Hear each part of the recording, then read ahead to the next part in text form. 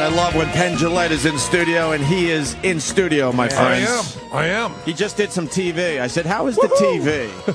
Well, before we were on, the big story was if your teen is texting a lot, they may be having sex. They may be doing drugs. A new study out tells you that teens that text 3 hours a day or on Facebook 3 hours a day may be having sex, and they may be doing drugs. My 11-year-old nephew is obviously having sex and doing drugs. Because I took him to a hockey game recently, and he didn't even see the game because he texted the entire fucking time. Well, it's pretty exciting to be at a hockey game and having sex with your uncle. Yeah. I don't know what... That is a bullshit study. I don't know what icing is, but he's bad touch. But he has some on his back. Every time there's icing, that's where my bathing suit touches. Yes. Show on the doll where he touched her. Show on the hockey player where he touched you. Do you? I'm a texter. I love to fucking. What's better than photographing your cock and sending it? You ever send a cock? doing that, Jimmy? Of course. Yeah, but could you lose my address? I just like to spray paint it black and freak them out. I have a very subtle question to ask you. Sure. After the show in Vegas, we meet people, and they comment on shows, and they say stuff like, loved you on Letterman. They'll say, really enjoyed you on Dancing with the Stars. Then they say, go on O&A again. They never ever say, I was good on it. They never ever say they liked it. It is a straight command. Just go on O&A again. And every other show, they comment about what happened, how they did it, or say, I love that show. You know, I love Letterman. You should go on there again. Nothing. They don't want to give out compliments for some reason. We have the weirdest fans in entertainment. O&A again. A simple command. If you know what's fucking good for you, go on O&A again. Like, and maybe it implies maybe you'll learn to do it. Maybe you'll get good at it. What do they mean? Is it a compliment? They like you. They don't know how to say it. They don't have Asperger's. Bunch of dopes. But they do love you. They don't want to compliment us for some reason. I don't know why. Poor self-image. I just think it's great. Half the time, I don't even know if they're our fans. I get very confused. You have arguments with some of these people. I'm like, I'm just a fan. I'm like, how are you a fan? I don't understand. You haven't said anything to me that indicates that you're an actual fan. Nothing complimentary, nothing. Right. Yeah. Just awful people. You know they like you because they're not spitting on you. Like, that's how. Yeah, sometimes. Really weird. Well, you know, it's just, I just thought it's a very subtle thing. I don't know what it means. But I said, I say it gets, your show gets commented on as much as any other show. That's awesome. But never, they don't like adjectives. They don't like adverbs. They don't like simple command. What it is. Simple command. Here's what you do. Yeah, that's pretty much our audience. Radio. God bless them. Go. God bless them. Now, why are you in town? You got something going on? Kind of, sort of. The big thing is that Teller is opening a show called Play Dead down at the Players Theater on McDougal. It's a it's a spook show. It's an adult. Jesus, don't say that. At least say minstrel show. We don't like using that language here. Oh, good. We're going to see Teller singing Minnie the Moocher. And it's they're doing a big scary resurrecting the dead. Really? A show. Mind reading and good magic tricks. A guy named Todd Robbins, who you may know. He's a geek.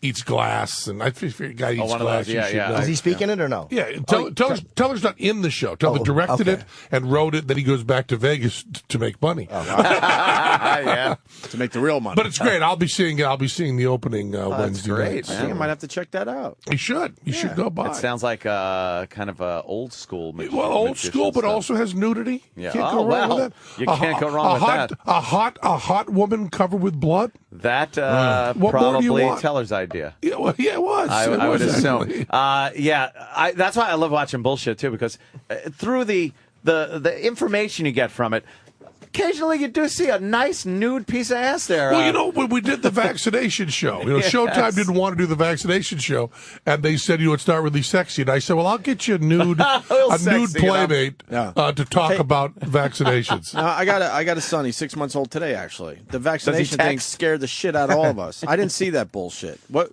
And just a quick little summary, what you learned. The quick summary is you don't want your son to get whooping cough or smallpox. Right. Get them all the So you have no vaccinations. fucking choice, really. You have no choice at all, and you don't want a choice. I mean, if you were living in a time without vaccinations, it is all you would want. Right. And it's the great, and there's this anti-vaccination thing that started on very bad science, the Wakefield studies out of Britain, and it's total, complete, and utter bullshit. But most of the bullshit wastes people's money and is kind of funny. The vaccination bullshit kills babies, kills children. And did you go after Jenny McCarthy? Yeah, we sure did. Good we for sure. you. And what we did was Good for fucking you, man. we said all Jenny McCarthy has going for her was she was a Playboy model, and people are listening to her. So we had a Playboy centerfold who came out topless. But the great thing was, it was kind of an odd moment because one of the writers, his son,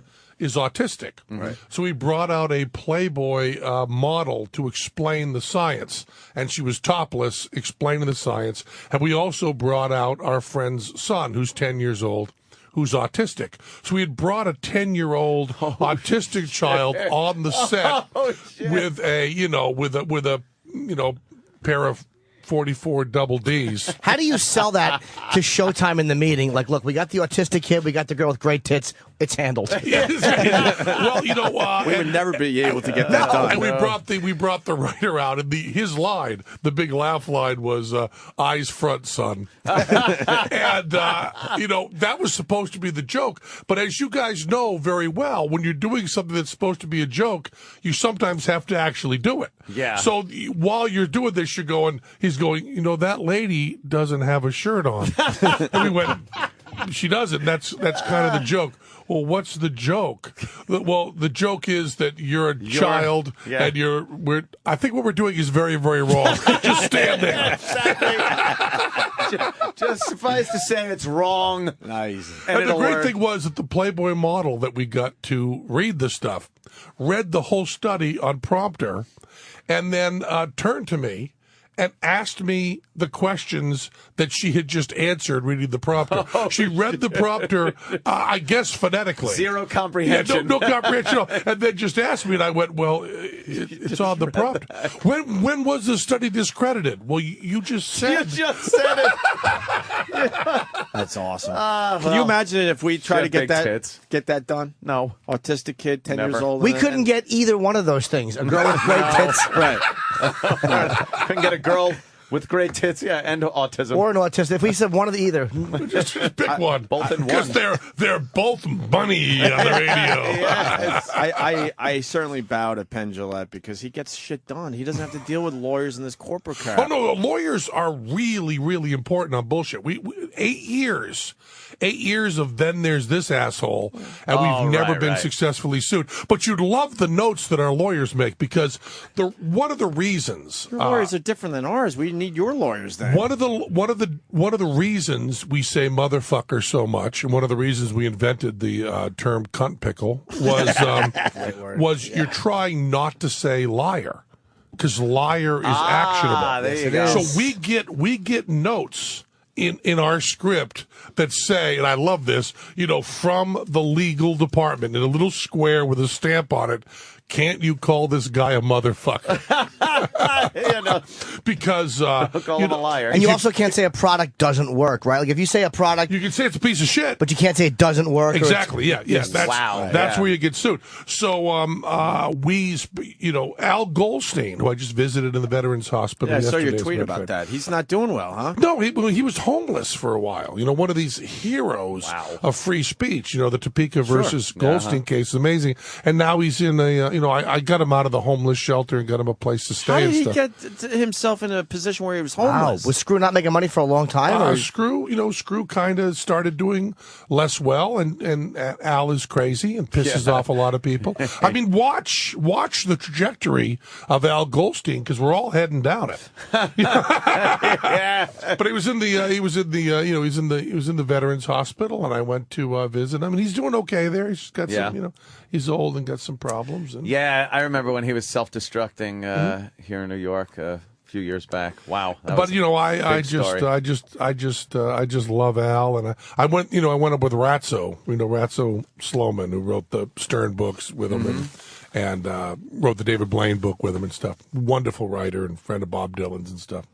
And I was there with Ratso, on the elevator of the Veterans Hospital, which could be considered by some to be a depressing place. Yeah.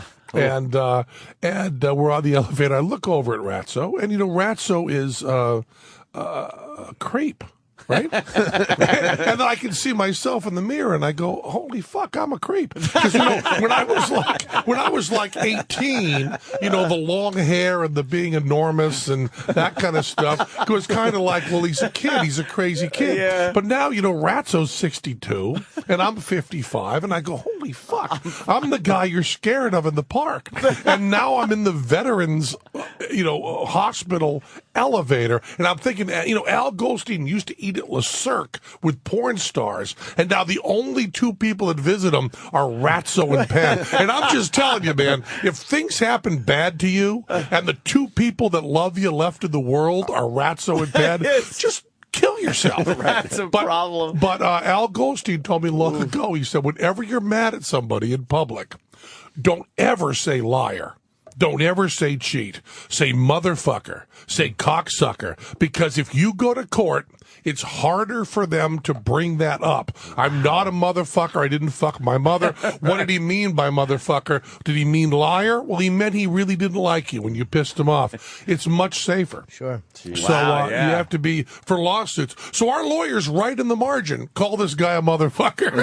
That's great. That's beautiful. Yeah, lawyers there to protect the show. And the great thing was, after 8 years, whenever it airs 85, 90 shows, we had one editorial comment from a lawyer that had nothing to do with advice or anything, and that was on the show about pyramid schemes, which we were not allowed to say pyramid.